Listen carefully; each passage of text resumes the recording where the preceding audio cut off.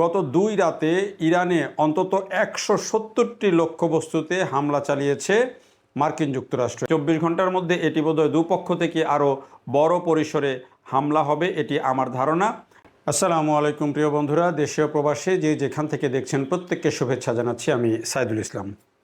Iran এবং মার্কিন যুক্তরাষ্ট্রের মধ্যে যেই হামলা এবং পাল্টা হামলা নতুন করে শুরু হয়েছে, সেটি দিন যত গড়াচ্ছে তত বেশি ভয়াবহ হয়ে উঠছে।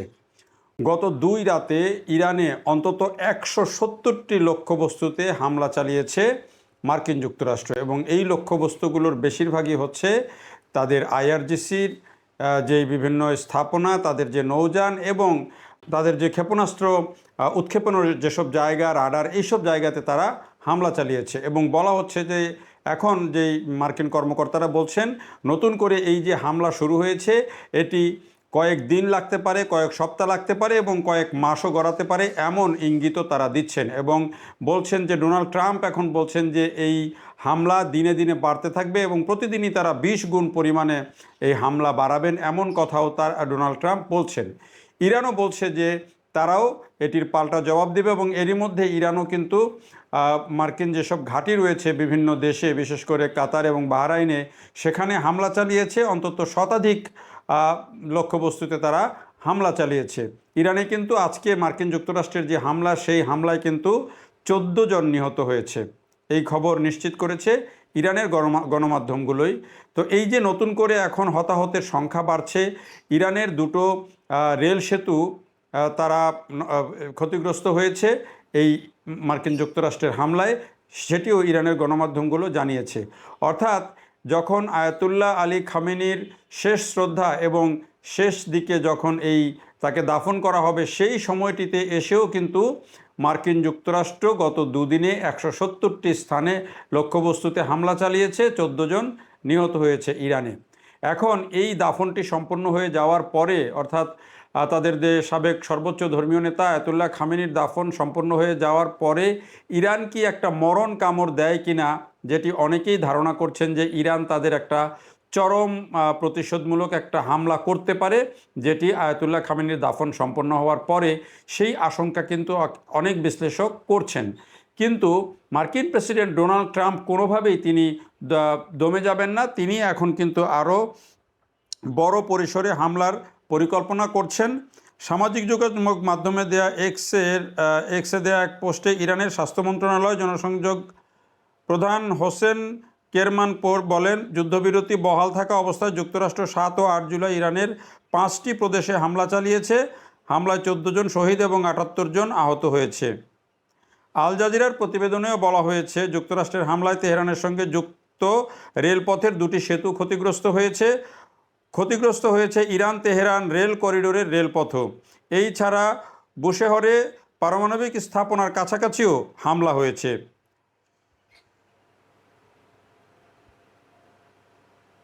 নিজের মালিকানাধীন সামাজিক যোগাযোগ মাধ্যম ট্রুথ সোশ্যালে ট্রাম্প লিখেছেন, এটি গতকাল মঙ্গলবার জাহাজে ইরানের বোমাবর্ষণের প্রতিশোধ।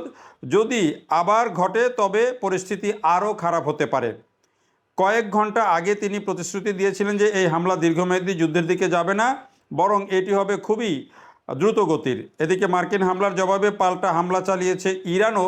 তবে দ্বিতীয় দিনে ইরান কত সংখ্যক স্থাপনায় বা লক্ষ্যবস্তুতে হামলা চালিয়েছে সেটি এখন পর্যন্ত নিশ্চিত নয়। তো আমি যেটি আগেই বলছিলাম যে মার্কিন কর্মকর্তারা বলছেন যে এটি এখন আগের যেই যুদ্ধবিরতির যে কথা ছিল সেটি তো এখন নাই, সেই যুদ্ধবিরতি শেষ হয়ে গেছে। নতুন করে যে হামলা শুরু হয়েছে এটি কয়েক সপ্তাহ বা কয়েক মাসও লেগে যেতে পারে, এটিও অনেকেই বলছেন।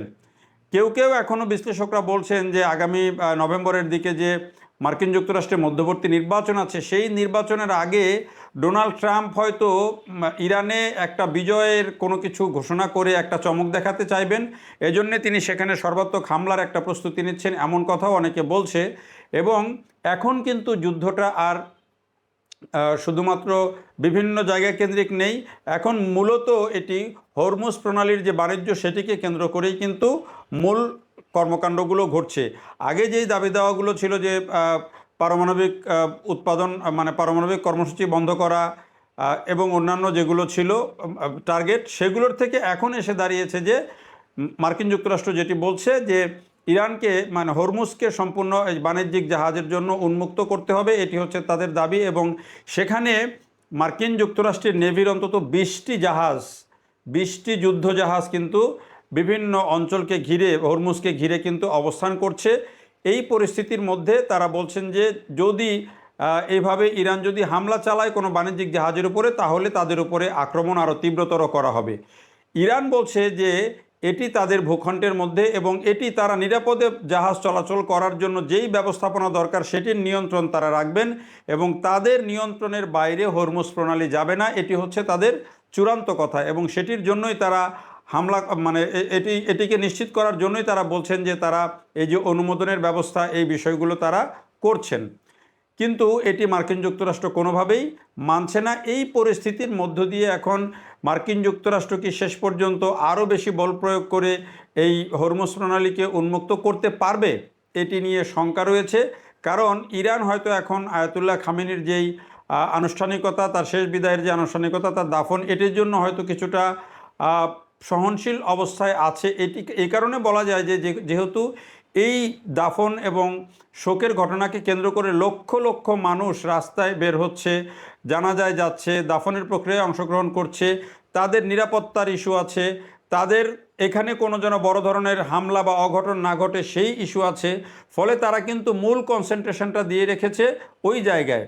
এখন এটি শেষ হয়ে যাওয়ার পরে যখন ওইখান থেকে কনসেন্ট্রেশনটা সরে আসবে, তখন কি ইরান নতুন করে হামলা আরও পরিকল্পিতভাবে সাজায় কিনা মধ্যপ্রাচ্যের বিভিন্ন মার্কিন ঘাঁটিতে, সেটি এখন ভাবনায় অনেকে আনছেন। এবং সেই ভাবনার মধ্যেই কিন্তু ডোনাল্ড ট্রাম্প আবার পাল্টাপাল্টি নানা রকমের হুমকি দিচ্ছেন এবং আক্রমণ আরও জোরালো করার কথা বলছেন। এখন যে পরিস্থিতি এসে দাঁড়িয়েছে, গত কিছুদিনের যে যুদ্ধবিরতি, তারপরে সেই যুদ্ধবিরতি ভেঙে যাওয়া, কূটনৈতিক সব তৎপরতাকেও এখন কিন্তু বাতিল করা হয়েছে। মার্কিন যুক্তরাষ্ট্রের পক্ষ থেকে বলা হয়েছে যে কূটনৈতিক তৎপরতাগুলো এখন বাতিল করা হয়েছে। তাহলে এই কয়েক মাসের যে এই যে কিছুদিনের যে প্রচেষ্টা, যুদ্ধবিরতির আলোচনা, শান্তি চুক্তির আলোচনা, এইসবের মধ্য দিয়ে মধ্যপ্রাচ্যের যেই দেশগুলো, বিশেষ করে সৌদি আরব এবং সংযুক্ত আরব আমিরাত, কাতার, এই 3টি দেশের অবস্থান কি এবং সেখানে তুরস্কের কি ভূমিকা থাকে, পাকিস্তানের কি ভূমিকা থাকে, এটি কিন্তু এখন নতুন করে এই বোঝার বিষয় আছে। এবং এই সমীকরণটার উপরেই কিন্তু নির্ভর করছে যে আগামী দিনে মার্কিন যুক্তরাষ্ট্রের অবস্থান মধ্যপ্রাচ্যে কি দাঁড়াবে। ডোনাল্ড ট্রাম্প যে কোনো মূল্যে চাইছেন যে তার যে মধ্যবর্তী নির্বাচন, সেই নির্বাচনের আগে ইরান সম্পর্কে কোনোভাবে একটা পজিটিভ বার্তা, একটা পজিটিভ কোনো কিছু তার জনগণকে বোঝাতে বা উপহার দিতে, তার জন্য তিনি যা করার তা করবেন সেটি বোঝা যাচ্ছে। তবে সেটি আদৌ কতটুকু তিনি করতে পারবেন, সেটা কিন্তু একটা বড় প্রশ্ন। আরেকটা বড় প্রশ্ন হচ্ছে যে এই যে মধ্যপ্রাচ্যের এখন যেই জটিল পরিস্থিতি, এই জটিল পরিস্থিতিতে ইরান নিজেদেরকে কিভাবে এখানে অ্যাডজাস্ট করে বা মধ্যপ্রাচ্যের দেশগুলোর সাথে তাদের কি নতুন সমীকরণটা কি দাঁড়ায় নতুন করে, সেটাও ভাবনার বিষয়। এই পরিস্থিতি এখন চলছে এবং বোধ করি যে হামলার ঘটনা ঘটছে সেটি আগামী 24 ঘন্টার মধ্যে এটি বোধহয় দুপক্ষ থেকে আরও বড় পরিসরে হামলা হবে, এটি আমার ধারণা।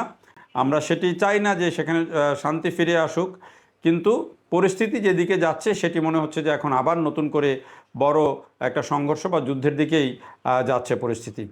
দেখার জন্য সবাইকে অনেক ধন্যবাদ।